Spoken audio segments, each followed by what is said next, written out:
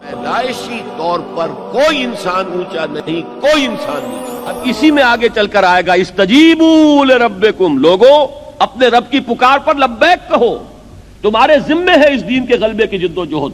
یہ سب کچھ سن کر اعراض نہ کرو، پیٹھ نہ دکھاؤ، منہ نہ موڑ لو، بلکہ یہ کہ اپنے رب کی پکار پر لبیک کہو، حاضر ہو جاؤ۔ وہ جو فیض نے کہا تھا وہ انداز ہمارے اندر پیدا ہو کہ واپس نہیں پھیرا کوئی فرمان جنوں کا، تنہا نہیں لوٹی کبھی آواز جرس کی، جب بھی کال آف ڈیوٹی آئی ہے ہم حاضر ہو گئے ہیں۔ تو اللہ تمہیں پکار رہا ہے، تمہارا خالق اور تمہارا مالک، کہ اس کے دین کی اقامت کے لیے اپنے آپ کو لگا دو۔ تو اب کہاں جا رہے ہو؟ استجیبوا لربکم من قبل ان یاتی یوم لا مرد لہ من اللہ، اپنے رب کی اس پکار پر لبیک کہو اس سے پہلے کہ وہ دن آ جائے کہ پھر جس کو لوٹانے والا کوئی نہیں ہوگا۔ جب وہ گھڑی آ جائے گی موت کی، اس کے بعد کوئی نہیں ہے کہ جو آپ کو اس سے ایک دن کے لیے بھی مزید مہلت لے کر دے دے۔ وہ دن جب آئے گا تو کوئی ٹالنے والا نہ ہوگا۔ اس سے پہلے اپنے رب کی اس پکار پر لبیک کہو۔ اب جب کوئی شخص یہ طے کر لیتا ہے تو اب سمجھنے کی بات ہے کہ اس کے لیے کیا لازمی اوصاف ہیں اس جد و جہد کے لیے۔ ان میں اب آپ نوٹ کیجئے گا کہ یہاں کی ترتیب اب اپنی ترتیب ہے۔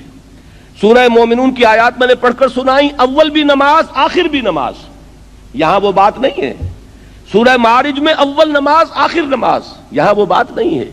یہاں جو ہے ترتیب بدل گئی ہے۔ کیوں بدل گئی ہے؟ کہ موضوع بدل گیا ہے۔ یہ اقامت دین کی جد و جہد کے جو لازمی اوصاف ہیں وہ موضوع ہے یہاں پر، انفرادی سیرت و کردار کے اوصاف نہیں ہیں، اور اس اعتبار سے ترتیب بدل جائے گی۔ پہلی بات، فما اوتیتم من شیء فمتاع الحیات الدنیا وما عند اللہ خیر وابقى للذین آمنوا وعلی ربہم یتوکلون۔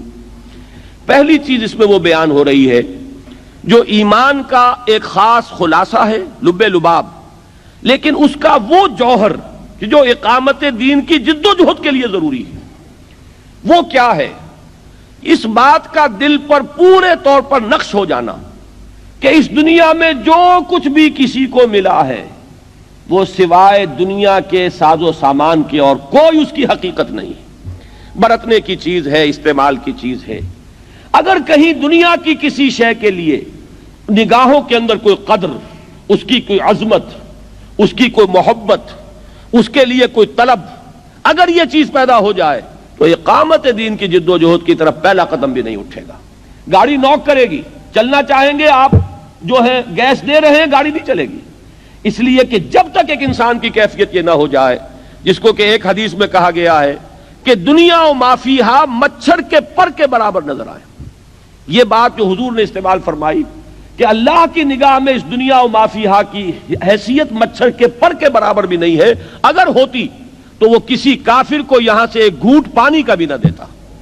یہاں کافر ہیں اور دنیا میں عیش کر رہے ہیں، مزے کر رہے ہیں، ساز و سامان ہیں، لمبی لمبی کاریں ہیں، مشرکین ہیں، اللہ کے باغی ہیں، اللہ کو گالیاں دینے والے ہیں، شریعت کا مذاق اڑانے والے ہیں، استہزاء کرنے والے ہیں، سنت کا مذاق اڑانے والے ہیں۔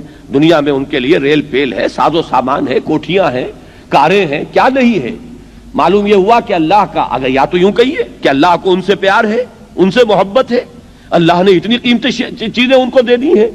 اللہ کہتا ہے کہ میری نگاہ میں تو ان کی مچھر کے پر کے برابر وقت نہیں ہے، میں نے یہ سب کچھ اس لیے دے دیا ہے، یہ سب کاٹ کباڑ ہے، اس کے سوا کچھ نہیں۔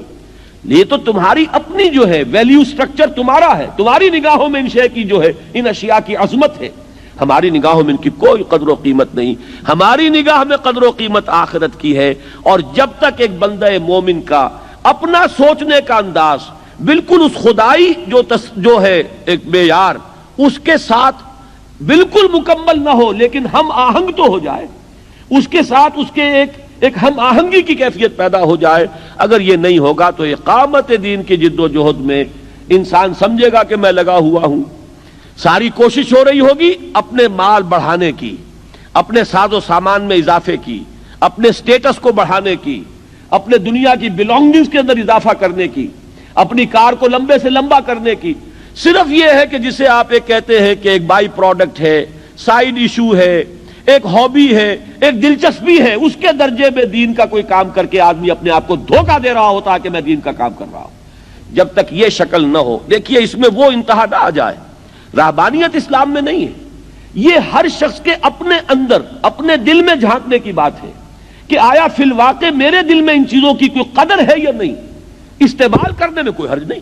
فمتاع الحیات الدنیا، اس متاع الحیات دنیا کے الفاظ میں بھی وہ بات موجود ہے کہ یہ بات نہیں ہے کہ استعمال نہ کرو. کسی شخص کو اگر اللہ تعالیٰ نے کار دی ہے اور وہ اس کام اس کے ذریعے سے زیادہ کر سکتا ہے، کوئی حرج نہیں.